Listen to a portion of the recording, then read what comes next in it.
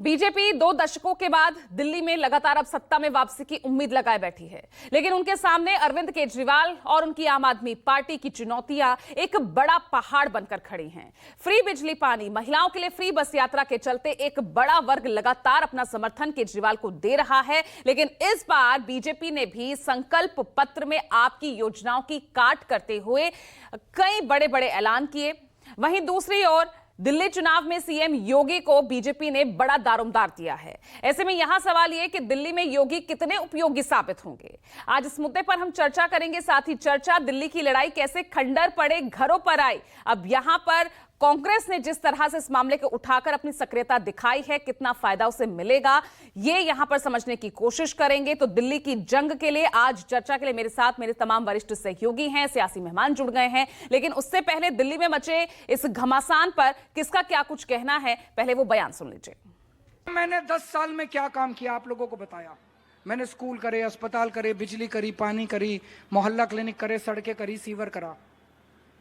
मैं बीजेपी से पूछना चाहता हूं, तुम्हारी बाकी आधी सरकार ने 10 साल में क्या काम करा। उनको एक काम दिया था, दिल्ली की कानून व्यवस्था का बेड़ा गर्क कर दिया दिल्ली का इन्होंने। महिलाओं का घर से बाहर निकलना मुश्किल हो गया। अरे बीजेपी वालों, तुमको एक काम दिया था दिल्ली वालों ने, वो तुमसे नहीं हुआ। अब बाकी पूरी दिल्ली कैसे दे दे तुम लोगों को। हमारे लिए सदा नेशन फर्स्ट रहा है, राष्ट्र प्राथमिकता रही, राष्ट्र प्रथम रहा है।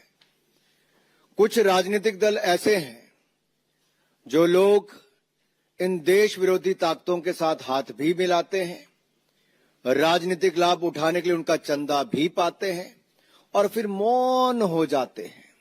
आई तो आम आदमी पार्टी कांग्रेस के घोटालों की बात करके थी, लेकिन आज उनकी छाप जो एएपी है ना, वो अराजकता के लिए भी जाना जाता है, अलगाववाद के लिए भी जाना जाता है, आतंकवाद के लिए भी जाना जाता है, अफवाहें फैलाने के लिए भी जाना जाता है, अपराधियों को शरण देने के लिए भी जाना जाता है।